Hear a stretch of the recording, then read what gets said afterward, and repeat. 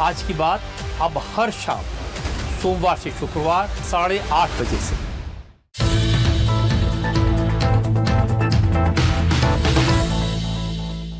Maharashtra top 10 में आपका स्वागत है। देखते हैं महाराष्ट्र की वो खबरें जो इस हफ्ते सुर्खियों में रही।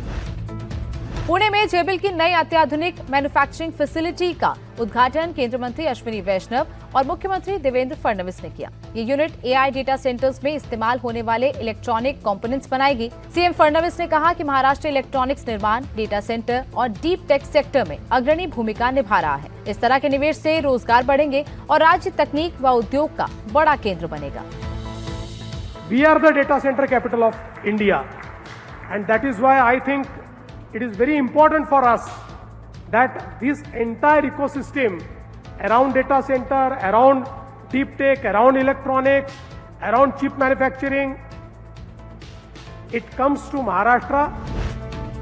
देश की आर्थिक राजधानी मुंबई को जाम फ्री और फ्यूचर रेडी बनाने की दिशा में बड़े स्तर पर काम चल रहा है। मुख्यमंत्री देवेंद्र फडणवीस ने Mumbai coastal road north project का जायजा लिया और कहा कि नरीमन पॉइंट से भायंदर तक सिग्नल फ्री कॉरिडोर तैयार किया जा रहा है। उन्होंने बताया कि मुंबई का करीब 60% ट्रैफिक वेस्टर्न एक्सप्रेसवे हाईवे से गुजरता है और इस परियोजना के पूरा होने से उस पर दबाव काफी कम हो जाएगा। वसोवा से दहिसर तक का ट्रैवल टाइम 120 से 140 मिनट से घटकर सिर्फ 15 से 20 मिनट रह जाएगा।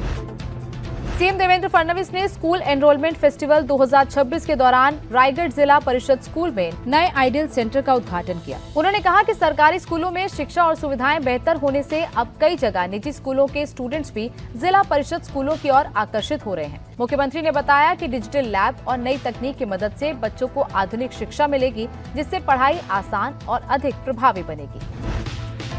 न्यू एकेडमिक ईयर के पहले दिन उप मुख्यमंत्री एकनाथ शिंदे और डिप्टी सीएम सुनेत्रा पवार ने छात्रों के साथ संवाद किया। एकनाथ शिंदे ठाणे में स्थित अपने म्युनिसिपल स्कूल पहुंचे और बच्चों से बातचीत की। उन्होंने अपने जीवन के अनुभवों को साझा किया और कहा कि बड़े सपने देखें और उन्हें पूरा करने के लिए मेहनत करें। तो वहीं डिप्टी सीएम सुनेत्रा मावल तालुका के पीएम श्री आदर्श विद्यालय में पहुंची और कहा कि आधुनिक और बेहतर शिक्षा उपलब्ध कराना राज्य सरकार की प्राथमिकता है। ड्रोन और रोबोटिक्स सेक्टर में महाराष्ट्र को अग्रणी बनाने की दिशा में फडणवीस कैबिनेट ने अनमैन्ड सिस्टम पॉलिसी 2026 को मंजूरी दे दी है। इस नीति के तहत ड्रोन, रोबोटिक्स और अन्य ऑटोनोमस टेक्नोलॉजीज के निर्माण, रिसर्च, इनोवेशन और स्किल डेवलपमेंट को बढ़ावा दिया जाएगा। इन तकनीकों का उपयोग खेती, आपदा प्रबंधन, सुरक्षा और सामान ढुलाई जैसे क्षेत्रों में बढ़ाया जाएगा, जिससे निवेश और रोजगार के नए अवसर पैदा होंगे।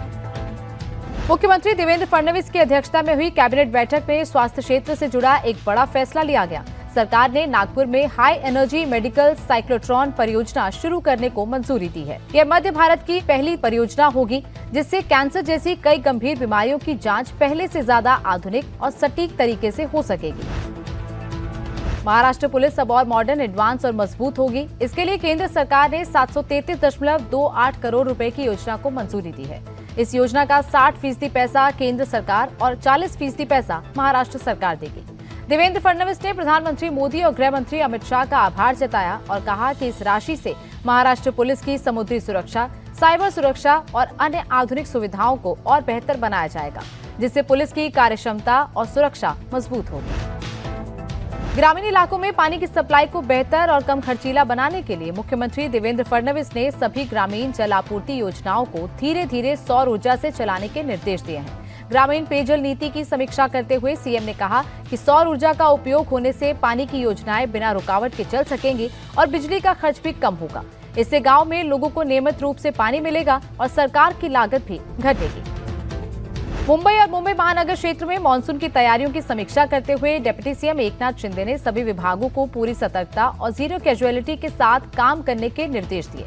उन्होंने नालों की सफाई, बाढ़ नियंत्रण, आपदा प्रबंधन और जल भराव वाले इलाकों पर खास ध्यान देने को कहा। उन्होंने अधिकारियों को कहा कि नागरिकों को तुरंत राहत पहुंचाने और किसी भी आपात स्थिति में निपटने के लिए सभी विभाग आपस में बेहतर तालमेल के साथ काम करें।